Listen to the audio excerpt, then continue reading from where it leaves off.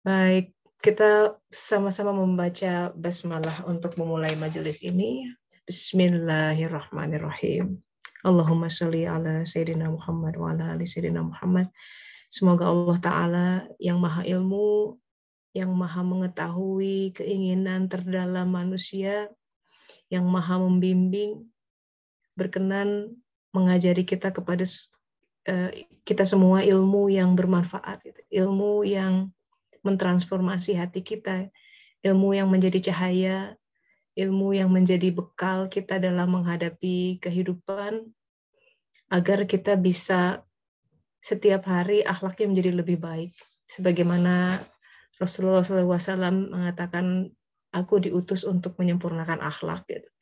Jadi mestinya setiap syariat yang kita kerjakan, ini kita tengah di bulan Ramadan nih ya, mau itu sholat, saum, zakat, infak, haji gitu ya. Ujung-ujungnya sebenarnya orang itu akan dinilai dari bagaimana dia akhlaknya, bagaimana dia memperlakukan sekitarnya, bagaimana dia memperlakukan teman-temannya.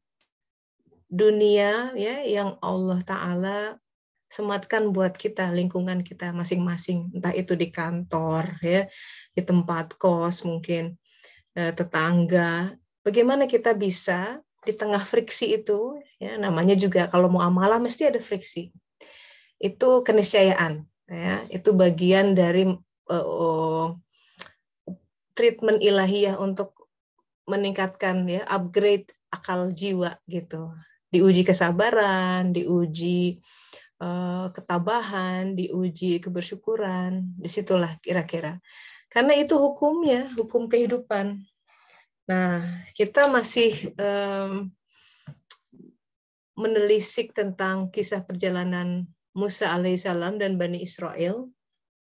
Bani Israel ini luar biasa nih, suatu contoh sebuah kaum yang dibimbing oleh Allah Ta'ala. Panjang kisahnya tuh ya, sampai nabi-nabi yang turun, yang Allah turunkan untuk guide gitu ya, memberikan arahan kepada Bani Israel panjang sekali. Nah, Musa alaihissalam ya kita sudah membahas panjang mulai dari kelahirannya, apa yang terjadi di negeri Mesir ya kan. Beliau kan disebut Prince of Egypt gitu, ada film kartunnya. Nah, untuk kemudian peta besarnya adalah Bani Israel harus kembali ke Palestina, ke Masjidil Haram, Masjidil Aqsa di situ untuk mendirikan Baitullah. Itu yang pada saat itu mereka disebutkan the promised land. Karena ini ada di dalam Al-Quran, sahabat-sahabat, cara kita membaca Al-Quran itu tidak sama dengan membaca novel, apalagi atau baca Quran. Al-Quran, setiap ayat, setiap huruf, setiap titik, setiap garisnya adalah firman Allah Ta'ala yang punya makna 7 lapis makna. Gitu. Kedalamannya. Lahiriah dan batiniyahnya ada. Sehingga, makanya kan ada adab tuh baca Quran. Kalau bisa wudhu dulu. Kalau bisa sholat dulu gitu ya, untuk meraup. Jangan asal pegang terus bacanya sembarangan sambil tiduran, itu kurang adab. Ini kita dari adab itu akan terbuka ya, kita menjaga adab. Megangnya juga hati-hati ya, kalau dibawa juga di dada, sebelum dibuka mungkin ada beberapa yang dicium dulu, disimpannya tidak ditumpuk di bawah buku yang lain gitu. Karena itu adab kita, treatment kita kepada ini ayat Allah Ta'ala gitu. Sampai ada suatu cerita bahwa seseorang diangkat jadi waliullah. Waliullah tuh kalau dalam konstelasi surat An-Nisa 69 mungkin tingkat syuhada ke atas gitu ya. Itu gara-gara suatu hari menemukan secarik robekan Al-Qur'an, ada ayat, dia simpan, nggak dibungkus-bungkus terus dibuang. Aduh, ini akan ayat Allah gitu. Dia bersihkan, dikasih parfum, disimpan. Jadi adab itu ya, jangan sepelekan tuh hal-hal seperti itu. ada mencium Al-Quran, kita sholat dulu, wudhu dulu sebelumnya. Jadi ada keterbukaan yang ekstra di situ. Ketika kita membaca ayat itu, Allah bukakan maknanya. Walaupun kita sudah baca ayat itu berkali-kali, misalkan khatamnya udah berkali-kali, tapi setiap putaran selalu ada hal yang baru. Dari kecil kita selalu dibilang, Al-Quran adalah mukjizat terbesar Rasulullah Muhammad SAW gitu. Tapi apa buktinya? Coba buktikan bahwa itu harusnya bisa mentransformasi. Karena ajaib, Al-Quran bisa mengubah kehidupan. Jadi banyak kaidah dalam kita menghadapi kehidupan yang kita, kalau kita tidak bertumpu kepada Al-Quran, goyah. Kalau kita pegang Al-Quran, kita jadi lebih kuat gitu. Contoh. Menghadapi ketidakberdayaan, menghadapi misalkan kita pilihan yang mana ya, atau menghadapi kekecewaan ketika kita sudah berbuat sesuatu tapi kok kejadiannya berbeda, atau seseorang menghadapi suatu keadaan yang dia tidak sukai. Kemudian ketika buka Al-Quran ada ayat, bisa jadi engkau menyukai sesuatu padahal itu tidak baik dalam pandangan Allah. Dan bisa jadi engkau membenci sesuatu.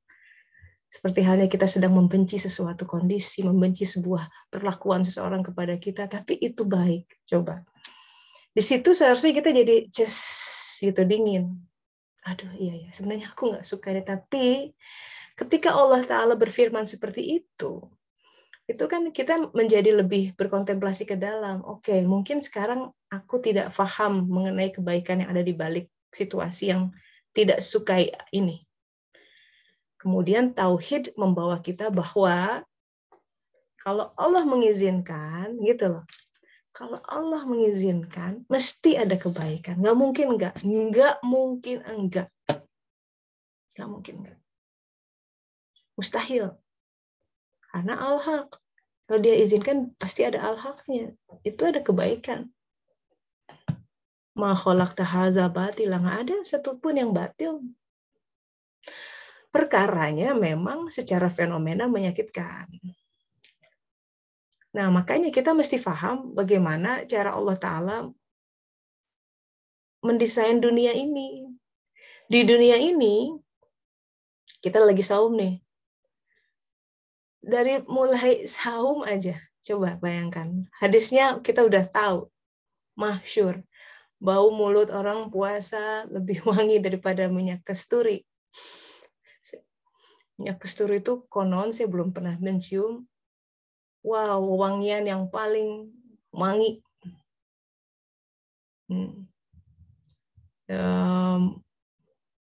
Bau mulut orang yang puasa. Dan kita tahu sendiri bau mulut orang puasa seperti apa.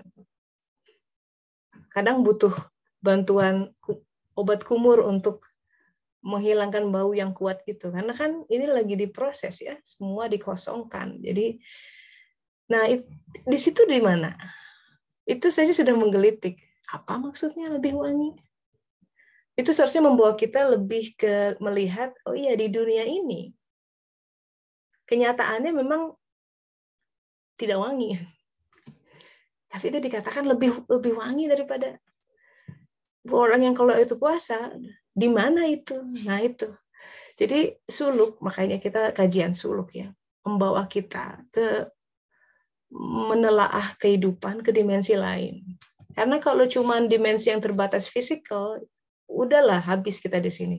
Diberangus oleh masalah yang tidak habis-habis. Karena memang ujian, ini adalah kawah candra di muka, sahabat-sahabat. It's impossible. Jika berharap, aku pengen hidup, gak ada masalah, baik-baik aja. Itu nggak hukum Al-Quran banget gitu. Padahal dalam Al-Quran untuk mukhlisina lahudin tuh kapalnya mesti diombak gelombang. Rasulullah juga bilang, udahlah umatku kalau diuji dengan kelapangan, terus hilang. Ayat-ayat ujian banyak di dalam Al-Quran. Yang kadang kita pun nggak mau diuji gitu. Tapi dia hidup dalam bubble, dalam dunia ilusi kedamaian yang sebenarnya hatinya kosong. Yang sebenarnya fragile, sangat rapuh. Buktinya, ketika ada sesuatu hal nggak beres dan tidak sesuai dengan rencananya, langsung kelopak. Most of all lah, kalau orang diuji dengan kematian, udahlah itu. Semua jadi relatif. Wah, begitu orang di verdict misalkan, Bu, usianya tidak lama lagi. Kemarin tuh harusnya pandemi tuh jadi suatu buat sedunia, warga sedunia ya, menjadi sebuah peringatan gitu. Bahwa oh iya ya, ada sesuatu hal yang mesti diingat gitu dari kehidupan ini. Agar hati tidak keras. Auzubillah min dzalik. Kata Rasulullah gini, obat hati itu supaya hati tidak keras ada 2. 3 sebenarnya. Al-Qur'an, baca Qur'an.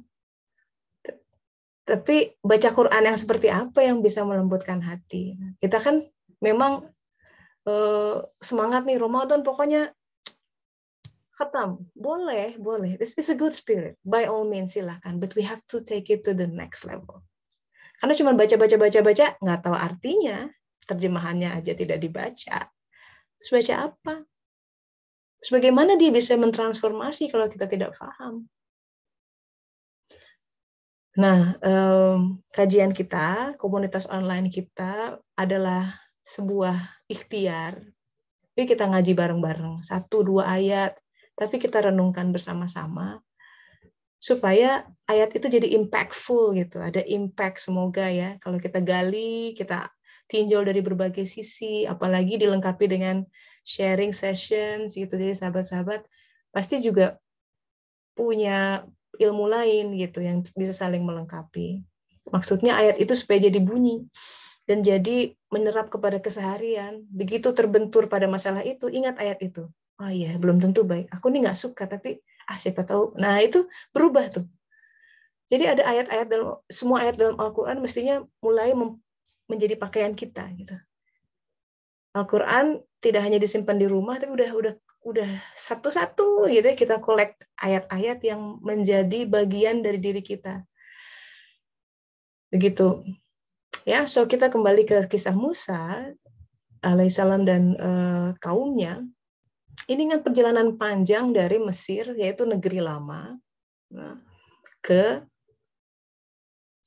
the promised land. Tujuannya itu sebenarnya untuk membangun Baitullah pada akhirnya. Jadi ini semua hassle-dazzle ya, perjalanan panjang, peperangan, hampir mati gitu ya. Nah itu yang tadi disebutkan oleh Rasulullah, supaya hati tidak keras hati itu baca Quran, dipahami maksudnya, direnungkan. Juga hazarul maut, jadi mengingat maut, zikrul maut. Kalau orang ingat maut, udah relatif hambar tuh yang lainnya. Gitu. Dan itu membuat kita tidak terlalu diombang-ambing oleh fenomena ini. Di sisi lain juga hati-hati agar tidak jatuh ke dalam fatalis gitu. Besok juga mati, nggak usah lah. Nah, jadinya tidak berjuang, ya kan? Bukan begitu, justru karena kita nggak tahu usia ada apa enggak, bismillah, all out, keluarin aja. Siapa tahu besok nggak ada kesempatan lagi. Gitu, bismillah. Ya. Nah, ya sahabat-sahabat, jadi ini semua perjalanan, ini adalah kita nih, yang sedang Allah treatment. Semua perjalanan hidup kita. Naik turunnya, bangkrutnya, ya, cekcoknya, mungkin ada yang bercerai, mungkin ada yang sedang dalam konflik, mungkin dalam macam-macam. Itu seperti peperangan yang dihadapi oleh Bani Israel. Intinya ujung-ujungnya supaya si qalb bisa terbentuk, karena sedemikian rupa dia sudah tertutup oleh berbagai hijab. Dan sebagian malah hatinya membeku gitu. Sehingga akal hati tidak bisa teraktivasi. Karena kalau Al-Quran menyebut akal di dalam Al-Quran, itu bukan neuron otak-otak ini yang ada di sel saraf, yaitu akal dalam. Jadi belum tentu tuh profesor, doktor, dia punya qalb. Orang yang lulusan SD tapi humble, zikirnya bagus, hidupnya lurus, baik. menyala kolbnya, bisa jadi lebih dibanding orang yang katanya akal ininya secara akademis apa belum tentu. Jadi ini dimensi lain. Nah, jadi ujung-ujungnya kan sebenarnya gini, kalau kata Rasulullah, sungguhnya Allah tidak memandang pada rupa dan hartamu. Nah, dilihat mau hasil facial berapa ya, pakai make up apa, rupa harta itu kenapa Allah yang beri? Lah, wong aku yang ngedesain gitu mungkin kata Allah. Tapi yang dipandang adalah hati dan amal perbuatan. Hati itu karena dia pengen lihat dari semua pemberiannya bagaimana hatinya merespon. Dari semua apa yang dia amanahkan, apakah dia beramal atau tidak, maka hati dan amal perbuatan yang dilihat. And by the way, sahabat-sahabat, kenapa hati dan amal? Hati terkait dengan iman, nanti dan amal terkait amal soleh. Iman dan amal soleh itu yang menjadikan takwa. And by the way, kita tuh disuruh saum, kutiba alaikumus siyam gitu dalam Al-Baqarah, supaya bisa jadi orang yang takwa. Yaitu orang yang punya hati, beriman, jadi hatinya cerah gitu ya, mulai ada nur iman, hasil dari perjuangan dan juga mencari Allah Ta'ala. Tapi kalau orang mencari Allah Ta'ala tuh gini loh, dia sudah fokusnya udah beda ke akhirat. Jadi kalau orang yang fokus ke akhirat, dunia dapat otomatis, karena long shot. Tapi orang yang fokus ke dunia, akhirat miss. Begitu. Sedangkan hati dikatakan qalb itu muqallibul qulub gitu kan. Jadi berbalik-balik, kadang ke alam akhirat, kadang ke alam dunia. Tapi berbaliknya hati, wajah hati ke alam dunia bukan berarti dia mencari dunia, beda. Ada sesuatu di dunia itu yang tengah Allah gelar, tapi ada al-haqnya. Jadi dia cari al-haq sebenarnya. Karena tidak ada satupun, ingat lagi, tidak ada satupun daun jatuh, si tetangga ngebel, si Anu ngirim WhatsApp, itu daun jatuh tuh. Seseorang ngirim WhatsApp tiba-tiba, daun yang jatuh. Tiba-tiba seseorang nelfon, daun yang jatuh itu. Tiba-tiba si Anu ngomong apa, daun yang jatuh. Tiba-tiba si anak datang ke sini melakukan apa, itu daun yang jatuh. The same.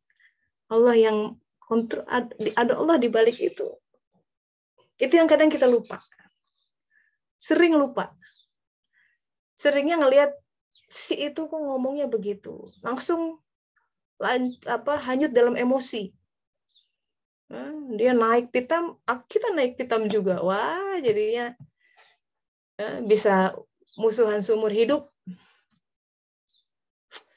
Tidak mudah, memang tidak mudah. Kalau Allah nggak bantu tuh udahlah.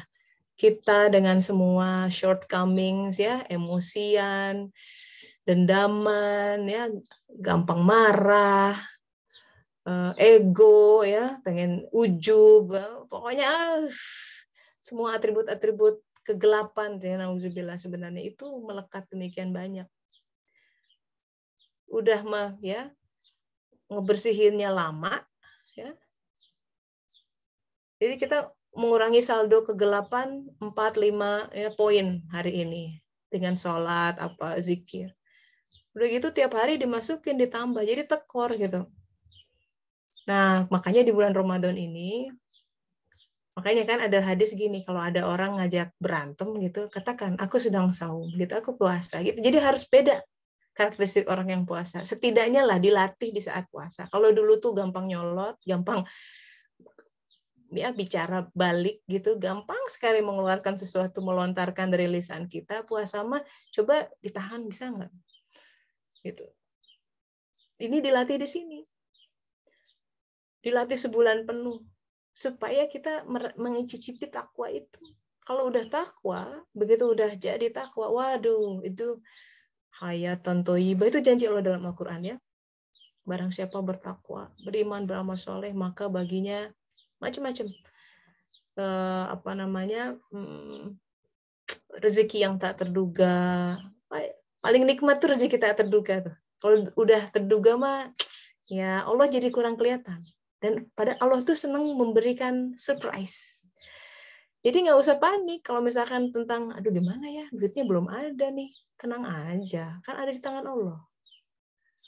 Mesti gitu dong. Kalau kita sebagai orang yang beriman pada Allah, tenang aja, Allah kan punya. Kalau memang dia beri, pada saatnya ada. Ikhtiar sudah maksimal, tidak ada lagi yang bisa dilakukan. Kalau memang dia takdirnya membukakan jalan itu, mesti akan ada. Pasti ada. Tapi kalau tidak, berarti dia akan kasih sesuatu yang lebih baik. Begitu harusnya. Nah, mentalitas seperti itu kan dibangun sehingga kita punya resilience gitu.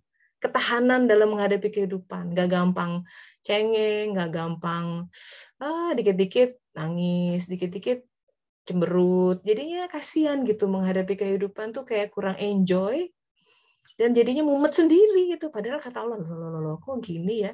Padahal aku tidak berniat seperti itu gitu.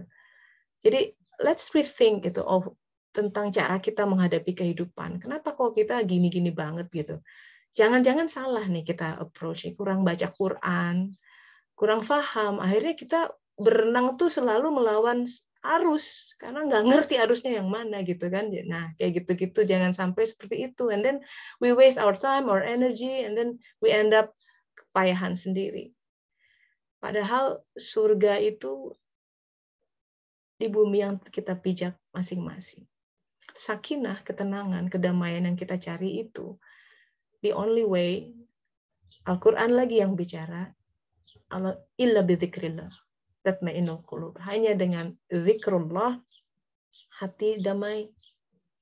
Itu nggak ada hal yang bisa mengganti itu. Jadi ini bicara tentang kisah Musa, Bani Israel bicara tentang how to transform your heart. Gitu. Nah, kemudian kita lanjut, ingat kisah terakhir tentang penyembelihan patung anak sapi. Ya, kita masuk ke konteks sejarahnya sedikit. Jadi ketika Bani Israel membuat patung anak sapi, itu kan modalnya dari emas-emas yang mereka bawa tuh ketika ngungsi. Itu dari negeri Mesir, wah kita ngungsi, bawa emas kan gitu. Kalau misalkan kita ngungsi, misalkan ada gunung meletus atau apa, pasti dibawa harta-harta yang berharga kan, ya. Itu, jadi mereka tuh bawa emas. Ini simbol ya. Kalau kita keluar dari kehidupan lama, ini kan bicara dari orang yang lagi hijrah. Negeri Mesir tuh negeri yang penuh dengan comfort zone, tapi dalam pendudukan hawa nafsu, yaitu si Fir'aun. Kadang orang tuh lebih cenderung, udahlah, nggak usah repot-repot, nggak apa gini juga, yang penting dia memilih untuk diperbudak hawa nafsunya, yang penting nyaman hidup di dunia. Udahlah, ambil pekerjaan itu walaupun nggak seret dengan jiwanya, yang penting duitnya gede. Proyeknya diambil, yang penting duitnya gede, walaupun dia harus menggadaikan jiwanya. Nauzubillah min dzalik. Ya nggak akan bahagia. Nggak akan bahagia yang sesungguhnya gitu. Pasti ada yang kosong di dalam hatinya. Dan objek-objek itu banyak ya, orang melihat emas itu kan sebuah simbol sesuatu yang bisa mendatangkan kemapanan, kemakmuran. It can be popularity gitu ya, mengejar itu, ingin mengejar kemapanan, karir, juga di bidang spiritual misalkan berbalut spiritual, banyak followers atau apa, tapi sebenarnya yang dia cari kemapanan, bukan Allah Ta'ala. Kemapanan semu karena nggak mau ada masalah hidupnya, tapi sebenarnya di dalamnya banyak masalah. Nauzubillah min dzalik. Nah, kalau itu terjadi dan dia keburu meninggal, repot di alam sana, karena di alam barzah, mulai alam barzah saja, belum di alam sana ya. Alam barzah itu alam penyingkapan apa-apa yang ada di dalam hati kita. Alam barzah ya. Alam penyingkapan apa-apa yang di hati kita. Makanya azab kubur, pemurnian di alam barzah, itu pemurnian dosa-dosa pribadi. Kita meninggal, masih punya ujub, takjub, bangga diri. Wujud, dikasih wujud. Hadisnya ada. Ketika seorang meninggal, melihat sebelahnya ada pemuda yang bercahaya, senyumnya indah. Aduh, enak. Coba bayangin ya, sahabat-sahabat, meninggal tuh kata Rasulullah tuh kayak orang tenggelam. Nauzubillah. Nggak pernah ngalamin tenggelam, tapi kan pasti megap-megap, panik, ya kan sih? Orang tenggelam. Coba bayangkan, di laut, bluk, bluk, bluk, bluk, bluk. Takutnya, gelagapannya. Orang meninggal tuh seperti itu. Kenapa? Dia tahu-tahu, apalagi meninggalnya tiba-tiba ya. Nyetir, jeder, tabrakan, dicabut. Makanya kata Rasulullah, yang paling tidak disuka itu kematian mendadak. Karena dia nggak siap. Kalau sakit, setidaknya dia udah menyiapkan mental. Begitu malaikatnya datang, oh ya. Tapi dia buka mata dan dia ada di alam lain. Makanya megap-megap. Apa ini? Apa ini? Dia lihat ada makhluk.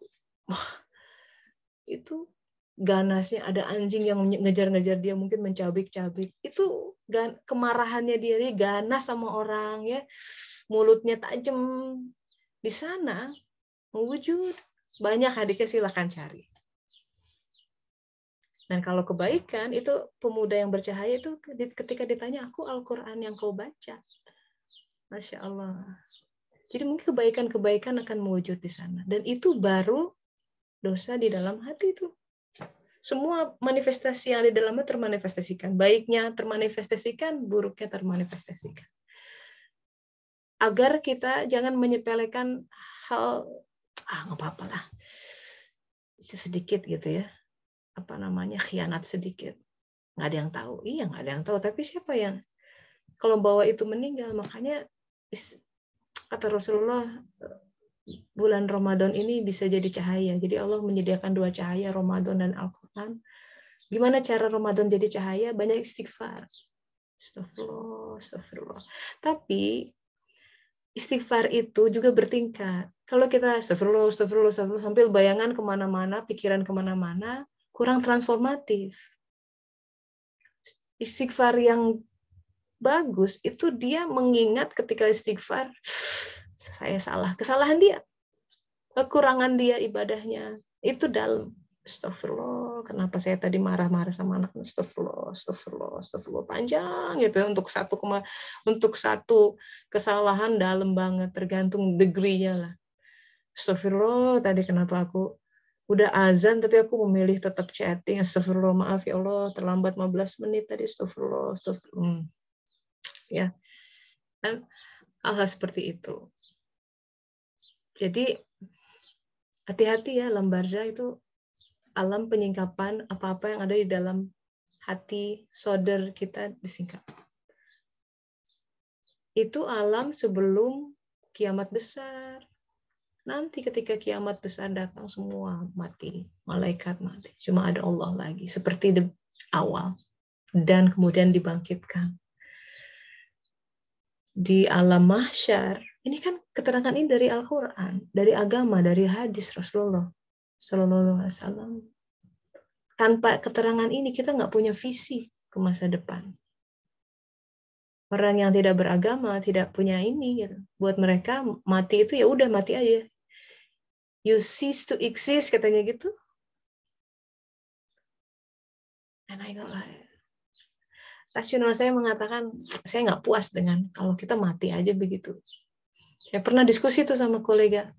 Coba bayangkan, saya bilang waktu itu ada cerita anak perempuan 7 atau 9 tahun ya di India yang di gang rape gitu, diperkosa banyakkan sampai terus dibakar, brutal sekali. Saya bilang, gimana keadilan buat dia kalau setelah ini tidak ada lagi kehidupan? Di mana keadilan buat orang-orang Bosnia gitu ya yang dizolimi? Di mana keadilan buat mereka? When bad people can get away gitu. Orang-orang ya meninggal di istananya tak tersentuh oleh hukum gitu, ada orang-orang seperti itu. Rasanya kalau nggak ada kehidupan lain setelah ini, that doesn't make sense. So, ketika di alam mahsyar nanti, itu alam yang berat. Hadisnya ada, kata Rasulullah. Siapa itu orang yang bangkrut? Orang yang dia punya amal banyak. tabungannya banyak, wah sholatnya mantap ya, saum Senin Kamis barangkali, saldonya banyak loh. Begitu mau dihitung-hitung, Allah Ta'ala bertanya tuh, kumpulan orang, siapa yang pernah dizolimi oleh orang ini? Kalau ikut konser tuh mungkin mukanya di zoom ya, di layar besar orang ini, wah pada angkat tangan beberapa orang. Waktu hari itu tanggal sekian, ingat nggak kamu lupa bayar utang, misalkan, nggak diikhlasin sama dia, wah kena. Wah bayarnya gimana? Ya udah amalnya dipindahin ke orang itu yang pengadilan kan di situ. Ya udah dibayar. 1, 2 ngantri. Makanya kata Rasulullah gini, kalau nanti di hari nanti kita kena hitung-hitungan, ada adu mulut, itu udah mulai azab itu. Udah keringetan. Aduh, makanya kan saum itu minta maaf. Iya, tapi jangan sekedar ritual. Mohon maaf lahir batin ya, mohon maaf. Ya, terutama pada orang-orang yang kita tahu nih, saya bermasalah sama dia, atau dia pun bermasalah sama saya, datang khusus. Mesti benar-benar minta maaf ya, jangan sampai kita membawa ke alam sana, mesti beres ya, gitu. Sahabat saya, dia bercerai misalkan, dia bilang sama pasangannya, kita beres ya, jangan sampai nggak konflik di antara kita. Biasanya orang kalau cerai kan, benci, gitu, ngedumel gitu. Dia pengen beres. Saya nggak akan menuntut apa-apa di sana, dan semoga dia tidak menuntut apa-apa dari saya, bersih. Mesti gitu. Kalau enggak di sana gawat kita. Tekor, udah amal pas-pasan, ya kan? Pengen masuk surga pula. Wah. Terus yang datang karena ini alam penyingkapan, mungkin orang yang komplain juga orang yang kita nggak kenal. Ibu ingat nggak jam segitu naik mobil, kena saya, wah bisa kayak gitu tuh, astagfirullah gitu ya, macem-macem lah. Di situ kita, wah kalau membayangkan saja udah gemeter, nangis sudah kita. Makanya dari sini gini, ketika itu terjadi, bayangkan kita dalam posisi itu, kepada siapa kita minta tolong? Ya ke Allah Ta'ala. Tapi kalau kita tidak pernah biasa minta tolong kepada Dia Ta'ala yang gaib, mulai dari alam ini, di sana keluh, nggak bisa ngapa-ngapain. Jadi justru di alam ini kita berusaha membangun komunikasi sama Allah Ta'ala. Ya, apapun ingat dia, perkara nambahin garam dalam makanan gitu ya, memilih baju. Jadi gajian nih Bu, jangan biasakan nggak langsung begitu gajian, wah plan sana, spending. Belanjakanlah. Lucu tuh, ada pengajian ibu-ibu. Jadi si ibu-ibu ini setiap kali gajian tanya, wah langsung ke mall. Dalilnya gini, kata Ustadz, katanya ada Al-Quran yang bilang, apabila beli rezeki, maka belanjakanlah. Belanja, maksudnya dia belanja ke mall. Tapi bahasa Al-Qurannya itu infak fisabilillah, maksudnya Bu. Fisabilillah itu agak miss di situ ya, si ibu mah. Jadi gitu. Jadi jangan asal, karena di setiap sen, di setiap rupiah yang Allah beri itu sebenarnya ada peruntukannya. Setidaknya kalau kita nggak paham, tanyalah dulu sama yang ngasih. Ya, kalau perlu sholat hajat khusus gitu. Ya Allah, aku gajian nih hari ini, alhamdulillah udah ketransfer. Tolong bimbing setiap pengeluaran dari mana. Sama kita dapat uang dari suami yang mana, ya Allah ini buat apa? Nanti akan diinspirasikan tuh. Nah, kadang orang datang sana sini. Kadang saya suka sebentar, ini gaji pendapatan hari ini kayaknya lebih buat apa ya? Itu jangan langsung hawa nafsu kan, beli ini beli itu, ganti gadget yang nggak perlu sebenarnya. Nanti tunggu, kadang-kadang berapa hari datang, Pak bisa bantu nggak? Nah itu kita kemudian buat dia nih, oke, Bismillah. Aduh indahnya ya, kita menjadi tools buat Allah Ta'ala untuk membantu semesta. Kata Allah Ta'ala, barang siapa bersyukur ditambah. Kalau kita menjadi hamba yang amanah ya, ternyata dia bisa ya, nggak cuma menyimpan buat diri sendiri, nanti Allah akan tambah. Nah, jadi ini kisah taubat, kisah kembali kepada Allah Ta'ala.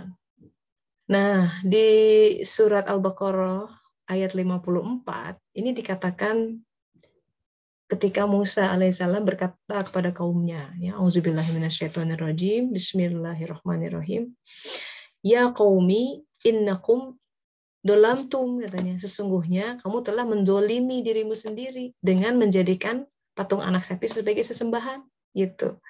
Jadi kalau kita punya itu hati kita menyembah patung sapi, kita sudah bahas tentang apa itu patung sapi ya, silakan dilihat lagi. Itu kategorinya menzolimi diri sendiri. Zolim itu kan zulumat, gelap, kegelapan. Artinya ada kegelapan dalam diri sendiri. Maka tobat, karena harus kembali kepada cahaya. Tapi di ayat ini ada hal yang penting harus kita garis bawahi, adalah bahwa taubat yang diterima itu adalah taubat yang disertai dengan membunuh dirimu.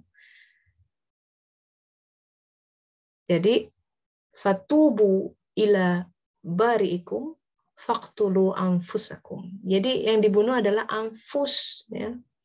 Bukan bom bunuh diri. Enggak, ini bukan, jangan ngaco. Ini tentang tazkiyatun nafs. Jadi yang dibunuh adalah anfus-anfus, suatu potensi-potensi yang buruk gitu ya. Sesuatu hal yang masih bersifat kegelapan di dalam diri. Jadi jiwanya yang harus dibersihkan.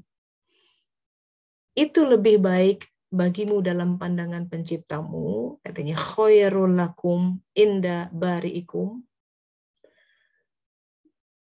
maka dia menerima taubatmu. Jadi itu syarat taubat kita diterima. Jadi kalau misalkan tobat, tapi tidak disertai dengan kita berupaya tidak marah, itu upaya kita untuk membunuh itu, slice gitu ya. Saum itu adalah sebuah latihan tuh. Pengennya marah gitu ya, tapi telan. Nah itu upaya membunuh, supaya si jiwa yang ambil alih, jangan hawa nafsunya yang mengambil alih. Duh, pengennya beli itu, tasnya bagus banget, tapi nah udah, jadi ada sesuatu yang udah mulai ngerem, nggak sekonsumtif dulu lagi, tidak seresponsif dulu lagi gitu. Jadi dia berpikir tentang, dulu daripada gue beli tas, ya sebenarnya tasku udah ada 25, banyak banget itu. Mendingan aku infakkan deh gitu. Sedekah ya sahabat-sahabat, itu kan Rasulullah SAW ditanya tuh, ya Rasulullah, apa benda di bumi ini yang paling kuat? Kata Rasulullah, besi, hadid. Apakah ada yang lebih kuat? Iya, api. Karena api bisa melumarkan besi. Apa ada yang lebih kuat lagi ya Rasulullah? Ada. Air. Air bisa memadamkan api. Apakah ada yang lebih kuat dari air? Ada, yaitu angin. Angin bisa bikin air beriak, bergelombang. Kalau orang yang mempelajari geofisika itu tahu, atmosfer itu powerful. Samudra itu air sebumi bisa jadi hurricane, ya kan? Angin. Apakah ada yang lebih kuat dari angin? Ada. Yaitu sedekah yang dilakukan dengan sembunyi-sembunyi. Sedekah tuh nggak mesti uang kan? Senyum, sedekah. Angkat telepon, dengerin orang curhat, bantu orang, sedekah. Bantuin orang nyebrang, nenek-nenek di supermarket, ya kan, sedekah. Berbuat kebaikan sebanyak-banyaknya itu sedekah. Dan kata Rasulullah, sedekahlah walaupun dengan sebiji kurma gitu ya, kita kasih orang. Jadi misalnya kita melihat pengemis nih, sebenarnya aduh jangan-jangan drug dealer, tapi ingat hadis ini, adalah kasih berapa sen atau 1 euro gitu ya, semoga ini jadi sedekahku. Karena itu yang bisa menahan dari api neraka, kata Rasulullah. Di hadapan api neraka semua lumat, besi apa. Karena dia powerful, ini adalah api yang bisa melebur dosa di hati, coba bayangkan. Powerfulnya seperti apa. Tapi ada yang lebih powerful dari itu, sedekah seseorang. Jadi perisai, jadi nggak kerasa sakitnya. Yuk sedekah banyak-banyak, apalagi mumpung di bulan Ramadan ya. Ingat, tidak perlu dengan uang terus. Silakan kalau ada kelebihan uang, silakan senyum, beresin ini apa namanya lingkungan tuh, sampah bersihin, solokan tuh yang banyak sampahnya, ini sedekah dengan niat sedekah. Masuk ke masjid lihat, waduh, kok sandal berantakan, bismillah. Nah, ilmu seperti ini, kalau kita mengerjakan sesuatu dengan ilmu, beda. Hasilnya ke semua innama a'malu binniyat. Ya, terakhir, sahabat-sahabat, ini sebenarnya cerita tentang kelanjutannya ya. Ketika kemudian Musa alaihissalam, ya setelah peristiwa penyembelihan itu, apa yang terjadi? Kita sudah bahas sedikit bahwa harus dibalas tentang yang membunuh diri ini ya, karena di zaman dulu itu betul-betul ditampakkan. Jadi itu peran orang-orang di zaman dulu harus didemonstrasikan physically. Bani Israel saat itu dihukum Allah Ta'ala dengan membunuh diri, setiap orang harus mengambil pedang katanya. Lalu Allah Ta'ala menurunkan awan di tengah mereka, sehingga orang nggak bisa lihat satu sama lain, mana anaknya, mana bapaknya. Ya, tahu-tahu saling tebas aja, mengerikan sekali. Ribuan orang. Hari pertama katanya 3.000 orang meninggal. Gruesome. Tapi ini sebuah ayat gitu.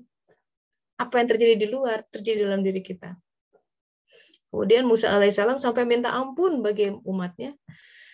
Terus Allah Ta'ala memberikan ampunan, tapi dengan syarat mereka tetap harus ke tanah suci. Maka, nah ini ayat berikutnya disimpan di surat Al-A'raf, ayat 155. Maka Musa memilih 70 orang dari kaumnya untuk memohonkan taubat pada waktu yang telah kami tentukan. Maka ketika mereka diguncang oleh gempa bumi, Musa berkata, "Ya Tuhanku, kalau Engkau kehendaki, tentu Engkau membinasakan mereka dan aku sebelum ini. Apakah Engkau akan membinasakan kami karena perbuatan orang-orang yang kurang akal di antara kami?" Tuh, ini bicara tentang kurang akal, bukan kurang akal bodoh secara ini ya, kurang akal. Jadi orang yang menyembah sapi, emas, disebutkan orang-orang yang kurang akal dalam. Kok gitu ya? Jadi ini hal-hal seperti ini yang mesti digarisbawahi untuk kita renungkan. Engkau sesatkan dengan cobaan itu siapa yang Engkau kehendaki, dan Engkau beri petunjuk kepada siapa yang Engkau kehendaki. Jadi para ulama, misalkan di bukunya Ibnu Katsir menyebutkan ke-70 orang itu para ulama Bani Israel. Termasuk di dalamnya adalah Yusha, Harun, keduanya adalah Nabi ya, Yusha dan Harun alaihissalam. Jadi 70 orang itu, kemudian mereka berangkat bersama ke Bukit Sinai untuk memenuhi ketetapan waktu yang telah ditetapkan oleh Allah Ta'ala. Kemudian ketika Musa mendekati bukit itu, tiba-tiba ada awan. Jadi Bani Israel tuh banyak kejadian heboh, laut dibelah, luar biasa tuh. Itu sebenarnya refleksi kita juga tuh sebenarnya, kalau mau ada keajaiban dalam hidup, cari Allah gitu. Di situ biar Allah yang hadir. Jadi kita masuk kepada penggal di mana Musa alaihissalam beserta 70 orang yang dipilih. Ini angka 70 ini ada dalam Al-Quran. Terus tiba-tiba ada awan yang menyelimuti bukit itu. Kemudian ya Musa diajak bicara dengan Allah Ta'ala sehingga ada bekas di dahinya cahaya yang terang. Saking terangnya tidak ada seorang pun dapat melihatnya karena silau. Kemudian dibekasi tabir, orang-orang pada bersujud. Dan mereka mendengar ada Allah Ta'ala sedang berbicara dengan Musa, memberikan perintah dan larangan. Itu peristiwa luar biasa yang mengikuti fase penyembahan patung sapi gitu ya. Berikutnya nanti akan ada heboh lagi gitu ya, ada yang disambar petir gitu ya, ada suruh membunuh sapi betina. Nah, nanti kita akan simpan kisah itu untuk episode berikutnya gitu. Oke, meanwhile, barangkali ada sahabat-sahabat yang mau share, silahkan kita buka sekitar 15 menit sharing session. Or apa yang sahabat-sahabat dapat hari ini? Apa manfaat kajian ini di hari ini? Apa yang gue kena banget nih pas bagian ini gitu? Apa? Yuk, silahkan share. Boleh lewat chat atau langsung di unmute aja, ya. Ya, Mbak Nina, silakan sudah di unmute. Assalamualaikum. Waalaikumsalam warahmatullahi wabarakatuh. Teh Tessa mau sedikit sharing, moga-moga bisa tahadu binikmah. Yes. Tadi dengar Teh Tessa bilang soal rezeki tak terduga. Terus saya sempat belajar dari suatu pengalaman bahwa ketika Allah mau membantu suatu urusan, selain menyiapkan pola sebab akibat yang rumit yang nggak terduga, kayaknya Allah juga menyiapkan kondisi hati kita kali ya Teh. Iya, gimana ceritanya? Jadi saat itu kan kami perlu nambah kamar buat anak-anak karena mulai besar. Pilihan lainnya yang lebih nyaman dan menarik itu pindah rumah ke yang jumlah kamarnya sudah sesuai dan lebih dekat gitu dari tempat aktivitas. Itu jadi dari hasil diskusi sama istiqoroh kita ambil pilihan ya udah ini aja deh pindah aja. Tapi resikonya booking fee-nya hangus kalau misalnya batal gitu. Terus karena dananya kurang dari setengah yang dibutuhin, jadi kayaknya kita perlu KPR nih gitu. Ternyata pas ke bank syariah tuh setelah bayar booking fee, walaupun bank syariah ujung-ujungnya jadi besar cicilannya, terus takut memberatkan gitu ke depannya. Terus balik ke poin tadi, rezeki itu bisa berawal dari Allah menyiapkan kondisi hati. Saya tuh kan bukan tipe yang tenang dan bukan tipe yang mampu waktu with the flow gitu, tipe-tipe yang gundah gulana gitu. Tapi Allah seolah-olah membuat saya tenang waktu itu. Mikirnya ya udah daripada berhutang terus memberatkan ke depannya, ya udah deh kayaknya nggak apa-apa deh, pasrah aja kalau booking fee hilang gitu kan, kalau Allah nggak izin. Terus saya ingat sama seorang ustadz yang bilang kalau butuh dana minta sama Allah aja spesifik jumlahnya. Jadi saya bilang ke Allah, ya Allah kondisinya kayak gini nih, terus saya butuh tambahan DP nih karena biar cicilannya nggak memberatkan ke depan gitu. Saya minta specific numbers. Terus saya tiba-tiba terpikir, kenapa nggak minta lunas aja ya, biar nggak ada hutang gitu. Walaupun mikirnya sampai ketawa gitu, lunas dari mana, orang cuma belum ada setengahnya gitu kan. Terus tiba-tiba nggak lama, berapa hari kemudian keluarga ada yang telepon. Saya pikir, wah ini Allah mau ngasih tambahan nih gitu. Terus ternyata ajaibnya Teh, itu beliau bukan meminta mau nambah dana gitu, tapi ternyata somehow rumah yang mau membeli rumah saya yang di kota lain gitu, rumah lama gitu, dan exact number pas untuk membayar rumah yang kita mau beli gitu Teh. Jadi itu buat saya super ajaib yang walaupun maksudnya kan saya malu ya minta lunas, ya Allah minta lunas aja deh daripada cuma minta setengahnya gitu. Tapi saat itu Allah membuat saya tenang dan pasrah gitu, kalaupun seandainya harus berhutang, seandainya nggak jadi karena takut memberatkan, dan dananya belum ada, udah saya pasrah nggak apa-apa gitu, walaupun booking hilang, walaupun nggak jadi pindah ke tempat yang lebih dekat aktivitas, saya pasrah ya Allah, terserah Allah, tapi saya minta ya Allah kalau memang baik, kalau memang ini membuat suatu kebaikan di depan buat kami semua, tolong bantu tambahkan dana untuk DP-nya sekian atau lunasin aja, walaupun saya malu gitu bilang lunasin dari mana ya. Wah, alhamdulillah. Tapi ya Allah itu datang gitu dan langsung sujud syukur ya. Sujud syukur lunas itu Teh dalam ajaib ya. Kayak gitu aja Teh, cuma sekedar sharing karena ternyata Allah ngasih rezeki ketenangan itu buat bantuan. Gitu aja, tapi Teh, ya Mbak Nina ya, the thing is kalau Allah nggak kasih taufik hidayah itu, kita bahkan nggak melihat itu sebagai perbuatan Allah kok. Buat mereka yang nggak percaya ya mereka akan bilang ya kebetulan aja itu. Bebal sekali gitu, nauzubillah ya, nauzubillah, nggak lihat gitu. Jadi kita mesti bersyukur karena kita bisa bersyukur, gitu loh. Kita mesti bersyukur, masih lisan ini masih bilang Allah Allah gitu. Mesti bersyukur itu. Benar, itu sebuah pemberian. Banyak yang selalu melihat, tidak sedikit ya, orang melihat itu sebagai kausalitas aja. Kebetulan aja, emang ada kan gitu. Jadi dia tertawan dengan dunia kausalitas dan selalu cari cara make sense of things gitu loh. Iya, jadi itu betul-betul sebuah hidayah.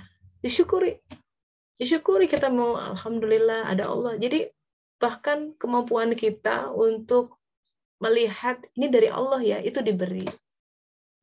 Itu betul bukan dari kita, itu diberi. Karena kalau Allah mau cabut, udah nggak kelihatan Allahnya. Buru-buru nyebut Allah, buru-buru ingat. Be aware of that. It's given, really. So what God has give you itu double. Saya pikir zikir itu pemberian yang lebih besar daripada sekedar uang. Karena itu yang mengokohkan ya. Kalau uang ya plus minus lah. It's just material things. Yeah. But of course nanti itu akan mengakar tuh. Kalau lama-lama seperti itu, mengingat Allah dimanapun, itu menjadi karakter. Jadi apapun kita tidak goyah gitu, nggak gampang terombang-ambing oleh dinamika dunia yang akan selalu berubah, nggak selamanya di atas. Ayatnya jelas kok, pergantikan siang dan malam. Nggak selamanya di atas, gitu. Nggak selamanya populer, nggak selamanya banyak orang, nggak selamanya banyak temen, nggak selamanya selalu dapat dibantu, nggak selamanya. Begitu the night falls ya, malam datang, nggak ada bantuan, teman nggak ada yang telepon nggak diangkat, gitu ya. Followers berkurang mungkin bagi yang mencari popularitas, order sepi, gitu kan. Itu malam hari datang. Nah, kalau kita baca Quran, pentingnya baca Quran, ini paham bahwa inilah memang papan catur dunia ini permainannya begini. Nggak usah panik gitu. Bismillah. Di setiap momen, mau itu siang malam, zikir terus. Itu kekuatan zikir. Dela udah angkat tangan, silakan Del. Habis ini Mbak Diah ya. Assalamualaikum. Waalaikumsalam warahmatullahi wabarakatuh. Silakan Del. Mau cerita aja Teh. Jadi boleh. beberapa bulan lalu kali ya, pokoknya sebelum bulan puasa, saya sama anak-anak tuh lagi jalan pulang sekolah dan ceritanya mau beli makanan untuk buka puasa. Kebetulan saya sama suami lagi puasa. Kalau suami waktu itu bayar karena dia kena COVID, kalau Dela ya bulanan lah. Dan kita tuh mepet gitu loh, bayar buka puasanya tuh 1 bulan sebelum Ramadan gitu. Nah abis itu pas lagi jalan kayak gitu tuh, waktu itu suasana sore tuh rame banget gitu di Nice. Ada ibu-ibu 2 orang pakai jilbab ya. Awalnya sih kan karena lagi nunggu tram ya, lihat dia tuh ke orang-orang gitu kayak gitu. Nah terus sampailah ke Dela sama ke anak-anak gitu. Nah dia ngomongnya bahasa Arab gitu karena kan dia masih pakai masker ya Teh kalau masuk ke tram ya, karena kalau penuh ya gitu. Terus pakai kacamata hitam, jadi mungkin dia nggak lihat kalau muka Asia kali ya, jadinya dia ngomong pakai bahasa Arab. Terus dia bilang nggak ngerti gitu. Terus udah gitu akhirnya dia ganti pakai bahasa Prancis, ngomong kalau misalkan dia butuh uang untuk beli susu anak-anaknya ada, jadi 2 orang perempuan gitu, dua-duanya perlu susu untuk anaknya bayi gitu. Nah terus udah gitu, oh gitu ya, terus udah bilang saya nggak pegang uang cash gitu kayak gitu. Terus dia kan mikir ya, tahu lah kalau susu itu harga 1 kalengnya kan lumayan gitu loh ya, nggak murah gitu. Jadi kan nggak bisa yang misalkan ngasih gitu aja gitu.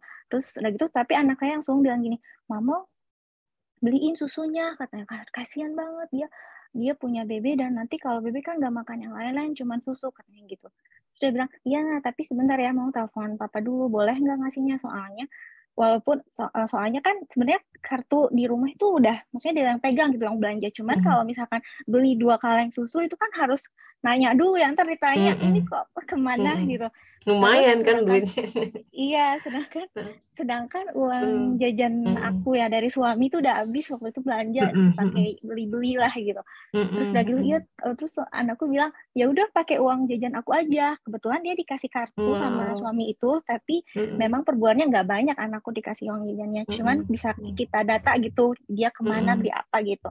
Nah, terus udah gitu, serius kata aku teh, iya gitu. Tapi tunggu bentar ya, mau telepon papa dulu. Tapi ternyata keangkat terus sama suami tuh. Akhirnya aku ini deh, uang kamu berapa lagi? Terus dia bilang, aku nggak tahu, aku udah beli ini, kayaknya kurang nah susu itu nggak segitu harganya. Terus aku bilang, ya udah kita cek dulu kartu aku gitu teh. Ternyata di kartu aku tuh, aku kan baru ngerjain kerjaan gitu ya, dan ternyata si klien aku tuh udah bayar gitu ke aku. Dan itu tuh 5 hari yang lalu. Akhirnya udah kita bilang ke ibu itu, tunggu ya, aku yang kita beli susu dulu gitu. Terus kita ke farmasi, belilah susu bayi-bayi itu. Udah beli, dikasih aja ke orang itu, dan orang itu bilang makasih, katanya gitu-gitulah. Udah aja, kita pulang aja. Terus di tram, aku iseng teh ngecek gitu ya, kira-kira apa sih namanya, dari uang pendapatan yang dikasih klien ke aku itu, kalau zakat berapa gitu. Ternyata teh, zakatnya itu seharga susu itu. Aku sampai kaget ya, Masya Allah. Kataku, padahal kalau aku mau zakat gitu ya teh, aku ingat susah banget nyari, kan karena kalau zakat harus muslim ya teh. Jadi aku suka sampai keliling cari pengemis atau nggak cari orang yang butuh bantuan orang muslim untuk aku kasih zakat gitu. Karena kan zakat aku nggak sebesar penghasilan suami ya teh, namanya juga proyekan kecil-kecilan gitu kan. Nah, jadi ternyata Allah tuh maha baik gitu. Dia kasih rezeki dari klien aku itu, dan dia juga kasih aku orang untuk berbaginya gitu. Dan itu datang sendiri menurut aku yang nggak usah aku cari gitu. Karena sebelumnya aku sempet cari-cari kemana ya. Ya udah akhirnya ujung-ujungnya kalau nggak nemu di sini, aku kirim ke Indonesia, titipin ke mama aku gitu kan. Cuman kali ini nggak gitu gitu. Jadi aku bilang ke anakku yang gede, bilang, tau nggak nak, ini ternyata mama itu udah dapet uang dari apa kerjaan, dan ternyata apa namanya, jaket yang harus dibayarnya itu seharga susu yang tadi, kata aku gitu. Dan itu tuh amazing banget jadinya. Terus anakku jadi nanya-nanya gitu, emang apa sih zakat, kenapa kita harus kasih zakat, dan kenapa harus muslim kalau berbagi itu. Ya akhirnya ya jadi diskusi lah. Itu alhamdulillah banget. Masya Allah ya, itu ya tuh gerbang buat anak juga jadi belajar ya kan, zakat. Jadi lihat ibunya berzakat langsung real life di depan dia gitu. Itu suatu oleh-oleh yang berharga tuh buat Ananda ya. Alhamdulillah ya Allah. Sekali lagi itu taufik ya. Alhamdulillah diberi kelapangan hati. Karena bisa saja kalau tidak diberi kita akan minta-minta terus atau apa, akan ada begitu. Tidak akan tergerak hati bahkan sekedar untuk repot-repot ke farmasi ya kan, beli susu segala gitu. Dan zakat tuh memang harus dikeluarkan. Ya, zakat itu harta yang bukan milik kita, gitu kata Rasulullah. Harta orang, tapi nah itu indahnya ya, harta orang tapi dituruninnya lewat kita. Itu indahnya agama tuh, supaya kita tuh ada silaturahmi. Diaturahmi memang akan selalu diatur seperti itu, bahwa ada orang yang kelebihan, ada orang yang kekurangan, supaya bermuamalah di antara mereka. Alhamdulillah, kisah yang indah Del. Thank you for sharing ya. Terakhir ada Mbak Diah, silakan Mbak. Ya, Assalamualaikum Teh Resa. Waalaikumsalam. Sahabat-sahabat semuanya, mendengarkan dua kisah tadi ya menambah keyakinan bahwa memang Allah itu selalu ya maha baik Teh. Asal kita yakin. Kalau kisah saya tuh sebenarnya gini Teh, waktu itu pernah suatu hari gitu ada orang yang bilang sama saya butuh uang gitu Teh, dan kebetulan memang waktu itu tabungan lagi dipakai untuk yang lain, dan pada hari itu dia minta gitu, saya menerima hasil kerja saya waktu itu yang sejumlah yang orang itu minta gitu. Dan saya lagi bingung gini, ini orang tadi pagi minta gitu, terus ini tiba-tiba siang ada yang ngasih saya amplop gitu, isinya sama sejumlah yang dia minta gitu. Terus akhirnya ya Allah, mungkin ini rezekinya orang itu gitu ya Teh. Terus tapi di satu sisi saya juga bingung gitu, kalau ini saya kasihin sementara juga ada keperluan lain anak saya yang harus saya perlu kasih juga gitu, tapi mungkin belum deadline banget gitu ya Teh. Terus ya udah akhirnya ya udahlah bismillah, orang ini butuh banget soalnya katanya buat kebutuhan anaknya sekolah gitu. Ya udah akhirnya saya cuma ngebayangin kalau anak saya sekolah gitu lagi butuh uang dan gak ada yang bisa bantu, ya gimana ya, saya sedih gitu jadi ibu. Ya udah saya ikhlaskan itu diberikan buat orang itu. Terus orang itu berterima kasih sekali dan bilang bahwa alhamdulillah gitu akhirnya bisa buat bayar uang sekolah dan lain-lain. Ya udah saya cuma minta doakan aja ya Bu, mudah-mudahan sama-sama rezekinya dilancarkan gitu ya. Dan nggak lama kemudian Teh kan ternyata Allah itu memang maha baik ya, dan saya sangat meyakini bahwa apa yang kita kasih itu pasti hasilnya berkali-kali lipat gitu. Dan nggak lama gitu datang lagi rezeki yang lain yang jumlahnya berkali lipat dari itu gitu, mungkin hampir 5 wow, Masya Allah. Ya itu saya langsung berpikir gini, oh ya Allah nggak lama ya ternyata Engkau itu mengganti gitu. Padahal saya butuh hal yang lain untuk deadline anak saya juga, bayar uang sekolah, tapi mungkin belum waktunya, masih sekitar 2-3 hari lagi, dan itu dikasih gitu jumlahnya yang cukup untuk menutupi kebutuhan anak saya untuk sekolah itu gitu. Jadi sebenarnya tuh ya itu ya Teh, kalau kita kasih dan memohon kepada Allah untuk meyakini bahwa Allah akan ganti dengan jumlah yang lebih banyak, insya Allah hasilnya juga sama itu. Dan itu saya yakini sekali bahwa 1 tambah 1 itu nggak selalu 2 gitu. Bisa jadi 1 tambah 1 itu jadi 4, bahkan jadi 10 gitu ya, bergantung gimana Allah dan melihat gimana kita melihat 10-nya itu dalam bentuk apa gitu. Itu sih Teh. Itu aja mungkin. Terima kasih. Assalamualaikum. Alhamdulillah tuh ya. Jadi itu kan testimoni seperti itu. Nah, pengalaman seperti itu, inilah kenapa kita hidup di dunia ini, sahabat-sahabat, membuktikan bahwa ada hal lain yang mengatur, memberi rezeki. Kita mengenal Allah Ta'ala lewat pemberian-pemberian seperti itu, lewat gerak-gerak misterius, lewat hal yang tak terduga. Karena kalau terduga kita ya seolah-olah yang kontrol, seolah-olah, padahal nggak ada satupun. Kita tuh nggak punya, itu ilusi. Setan tuh bikin ilusi begitu. Ilusi dunia adalah we are in control of our life. We're not.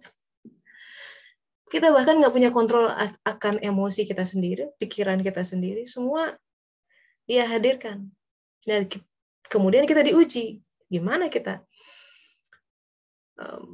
merespon? Ingat Allah nggak gitu? Makanya kalau kata Imam An-Nifari, Allah Ta'ala berfirman, hambaku yang terpercaya adalah dia yang mengembalikan semua kepadaku. Semua. Ketika tahu, oh aku diberi keinginan bersedekah ya. Dari siapa? Dari Allah. Aku diberi kelapangan tadi sih Mbak. Dapat duit segitu, pas yang minta segitu. Coba, kalau Allah tidak beri kemurahan hati, boro-boro. Kalaupun ngasih paling, aduh nggak bisa nih, setengahnya aja ya. Bisa begitu tuh. Tapi begitu ngasih semua, Allah kasih jauh lebih banyak. Itu bisa begitu. Makanya perniagaan yang paling untung sama dia. Bukan sama bank, bukan investasi ini itu. Udah sama Allah Ta'ala aja kalau mau. Berani nggak? Dengan yang gaib, menyenangkan. Nah itu testimoninya bisa banyak. Gitu ya. Jadi itu, mari buktikan itu selama nafas masih ada. Ya, karena sahabat-sahabat, ini ayat ini menjadi betul-betul jadi peringatan kita semua. Surat Al-Hadid ya. Ayatnya juga namanya Hadid, tentang besi. Besi itu buat membentuk hati gitu ya. Ayat 13. Ini adalah sebuah visi dari Al-Qur'an, ada di akhirat nanti. Pada hari orang-orang munafik, laki-laki dan perempuan berkata kepada orang-orang yang beriman di sana nanti. Karena mereka lihat kok dia punya cahaya terang gitu. Tunggu, kami ingin mengambil cahayamu. Boleh nggak minta? Terus kata orang beriman itu, kembali kamu ke belakang, cari sendiri cahaya untukmu. Pada saat itu nggak bisa lagi, di antara mereka udah dipasang dinding pemisah berpintu. Udah alam, suruh ke belakang tuh mana? Ke alam dunia. Jadi di dunia ini adalah tempat kita meraup cahaya. Dari mana? Dari itu. Kejadian ketemu ibu-ibu 2 orang gitu ya. Kejadian tiba-tiba harus deal with the bank gitu. semua hal yang Allah datangkan ke semesta kita dengan qalb yang berserah diri, sabar, itu diubah, transformasi jadi cahaya. Lagi collecting cahaya nih satu-satu. Begitu nggak sabaran, hilang cahayanya. Rugi. Begitu marah, hilang cahaya. Bukan berarti tidak boleh marah ya, cuman marah pada orang yang tepat, saat yang tepat, dengan cara yang tepat, itu nggak mudah.